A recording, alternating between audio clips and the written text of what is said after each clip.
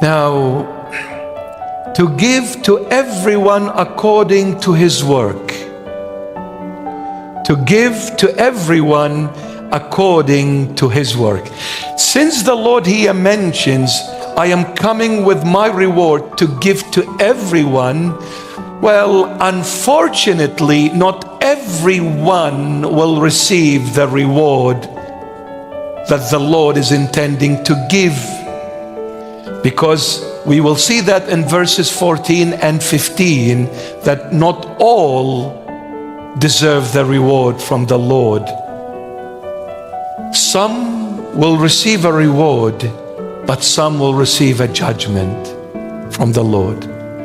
But He's coming quickly to give a reward or a judgment. Therefore, it is dependent on us, not on the Lord, which of the two we choose to receive. If you wish to receive a reward, you better be good. You better be nice to the Lord. You better choose the Lord, and you better follow the Lord Jesus and say, Lord, please, I am weak, but hold on to me. I want to be with you. Please, Lord, help me to be with you. If you choose the Lord, you will receive a reward in the end. But if you go against Him, be disobedient, reject the Lord totally and entirely, you will be judged. The Lord is coming quickly.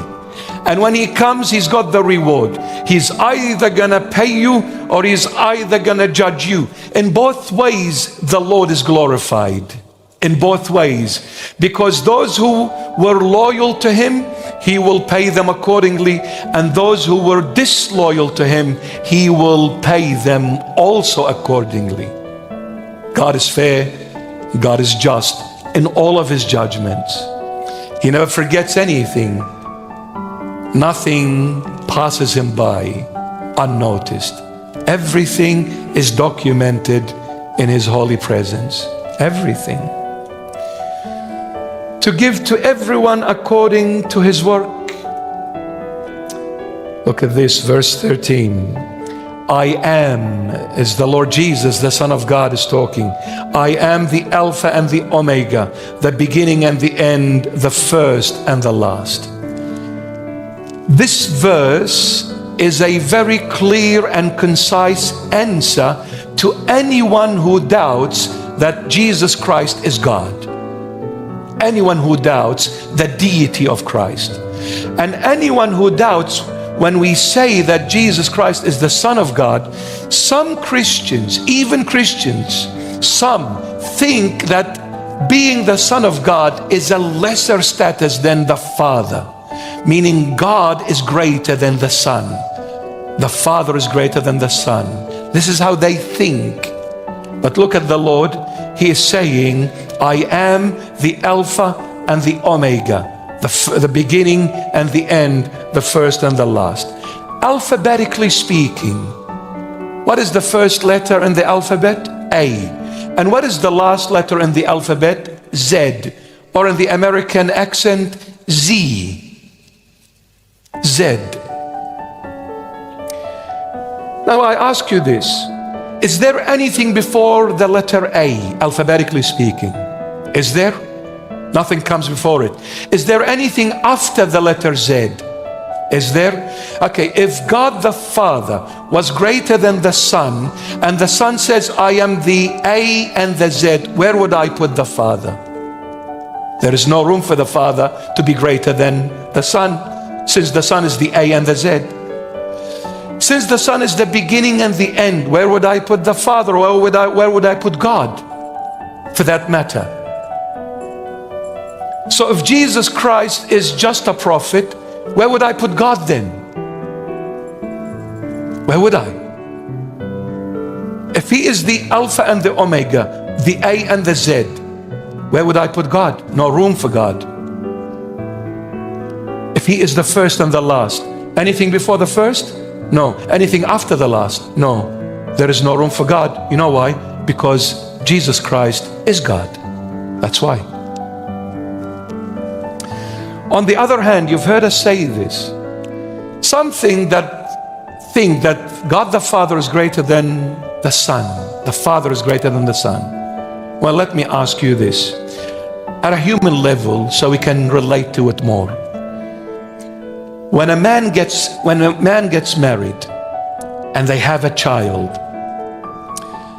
when that baby is born, for as long as the baby is not born, that man is classified as the husband, is known as the husband, and the woman is known as the wife. But the moment the baby is born, the husband turns into father. So who came first, the father or the son? No, both of them came together at the same time.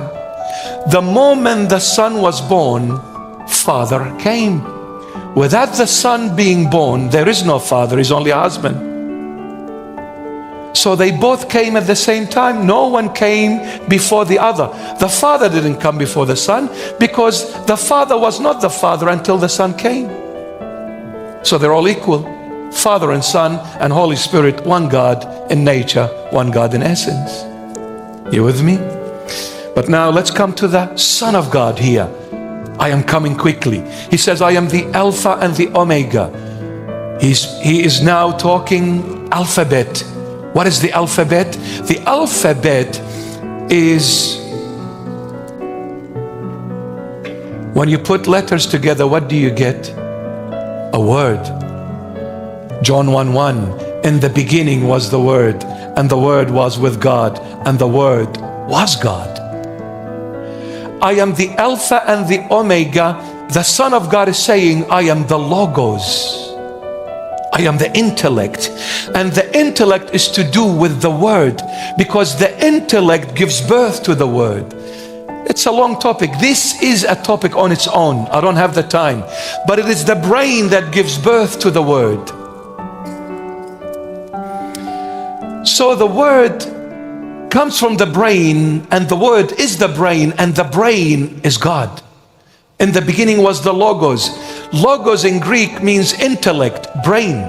So we can say in the beginning was the brain, and the brain was with God, and the brain was God. Because there was not a time that God existed without a brain. He was always with the brain, and the brain was Him. So I am the Alpha and the Omega. I am the Logos. I am the Word. Letters put together is the Word. I am that Logos in John 1:1. And that Logos is God Himself. I am the first. I am the beginning and the end. Beginning and end. He's saying, I am the Creator.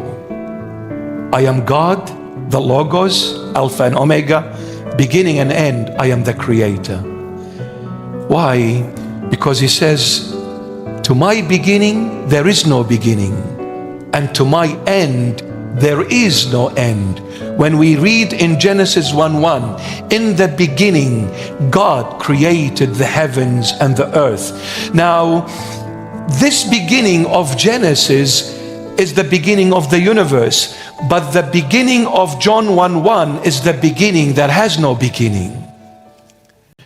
In the beginning God created the heavens and earth, but John 1:1, in the beginning was the Word, and the Word was with God, and the Word was God.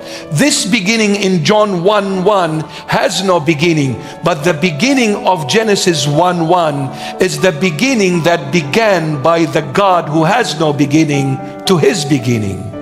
If you know what I'm saying, from the beginning.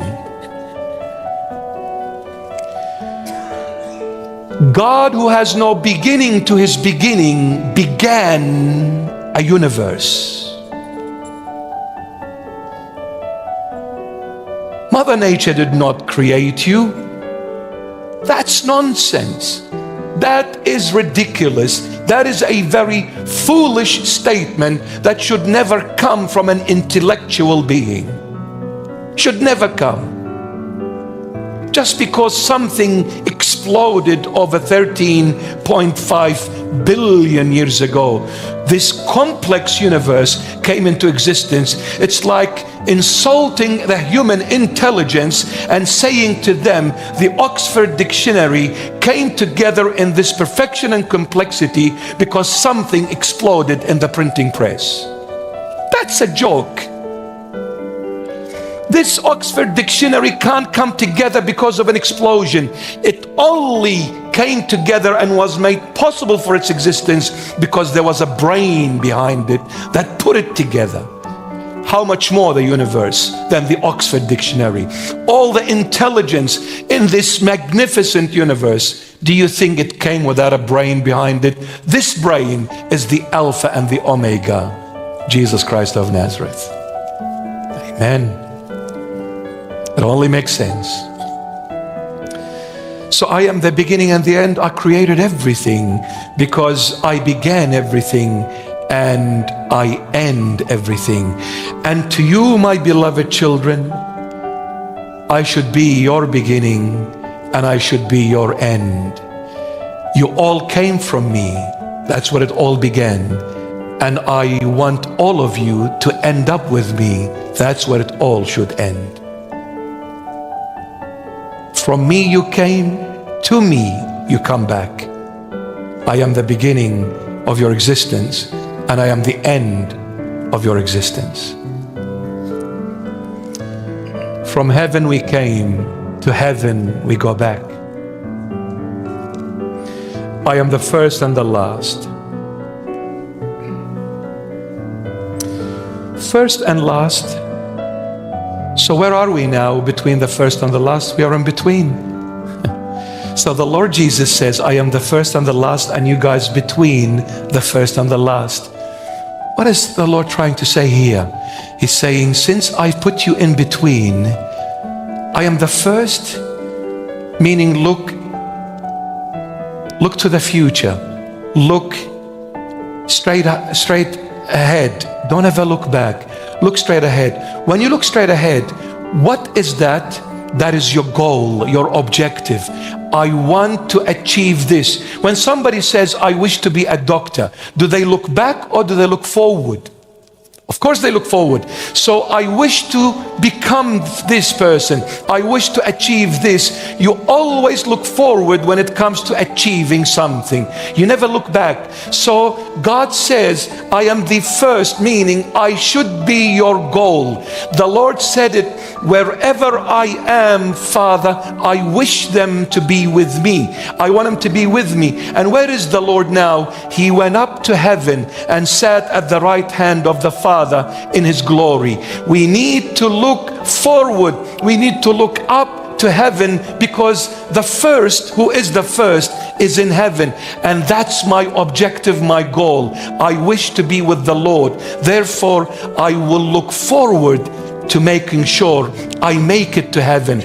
But the only thing for me to be able to get to heaven and be with the first, I need to know that God is the last, because He is behind me, pushing me toward my objective. Without Him, I can never make it to heaven. Being my backbone, being my support, being behind me and guiding my steps, He is pushing me to get to heaven. King David puts it in a slightly different perspective, but same meaning. He says, I have placed the Lord before me, for He is at my right hand. I have placed the Lord before me, for He is at my right hand. Well, King David, is the Lord before you or is He at your right hand? Which one is it? Make up your mind. He says, no, He is before me and at the right hand of me at the same time. He is before me. He is my goal that I wish to reach and achieve, but I cannot reach it nor achieve it unless the Lord is at my right hand, meaning my strength. It is through the Lord I get to the Lord. By the Lord I make it to Him. I am the first and the last. Last means He's my strength, pushing me towards getting to Him. Through Christ I get to Christ. There is no other way. He's the only way. Verse 14. Blessed are those who do His commandments, that they may have the right to the tree of life. Blessed are those who do His commandments. Do we have time? Blessed are those who do His commandments. I ask you this. What does it mean, do His commandments? Who are the ones that do His commandments? Can you answer me? Is there anyone that does the commandment of Christ? Are you scared? Is there any human being that fulfills, that do the commandments of Christ? Is there? I'm asking. You think no? Why no? Because everyone is a what? A sinner. Exactly. So come on now. Blessed are those who do His commandments. But there is no one that does His commandments. But the Lord is saying, blessed are those who do His commandments.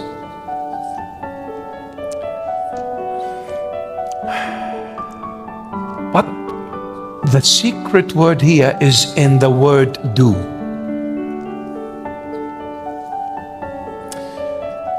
Now He's talking to humans, not angels. He's talking to humans here. But there is no human being that can do the Lord's commandments.